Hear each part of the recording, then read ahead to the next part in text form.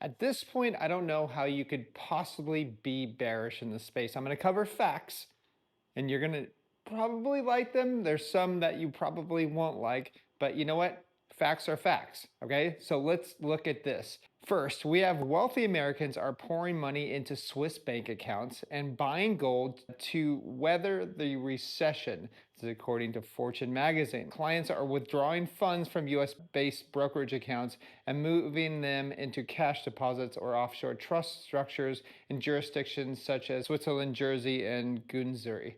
All right, so here's the thing. I don't know how that is even possible with US citizens getting Swiss bank accounts because, guys, I've done this, all right? I actually have a Swiss bank account.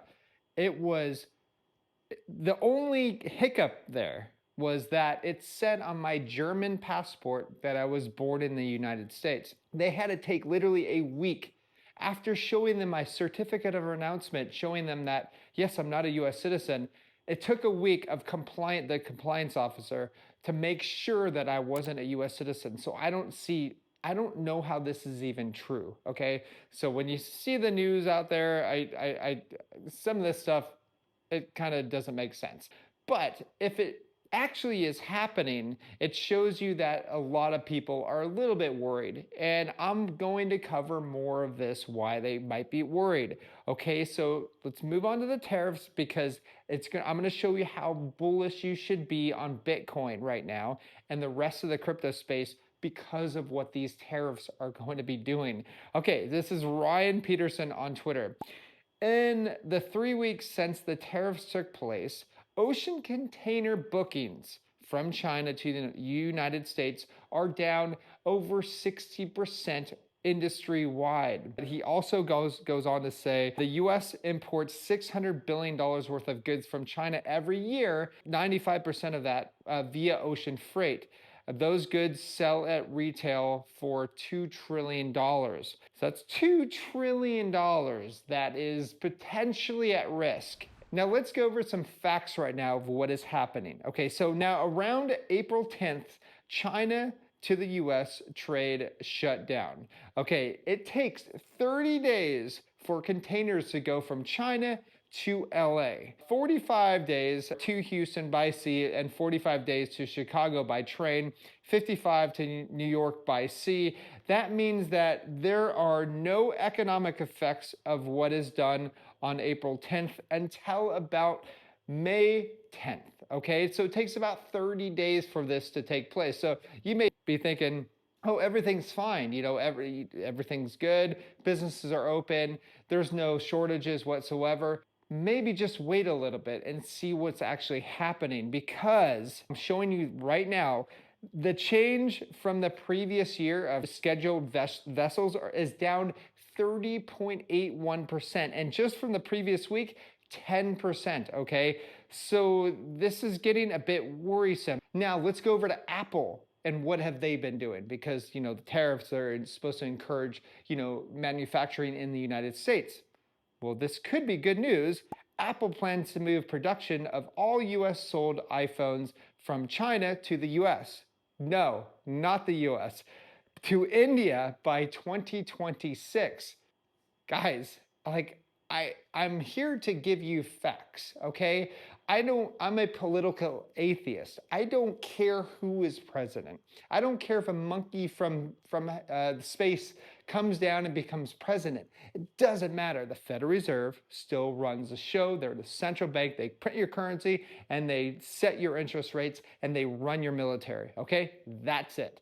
That's what they do. They are the buyers and lenders of last resort. They own all presidents and puppets and all these guys, okay?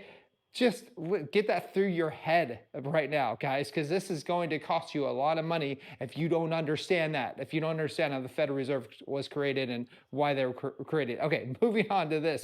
President Trump says many people's income taxes could be completely eliminated because of tariffs, because of his tariffs. And I agree with that. If nobody has a job, nobody's going to be paying income taxes, okay? So this is a bit worrisome here. I don't understand how politicians, I'm just not picking on Trump, okay? I don't know how they pulled these things out of their butt, okay? It just blows my mind. Now, with China and India, why do you think that they want to not go to the United States?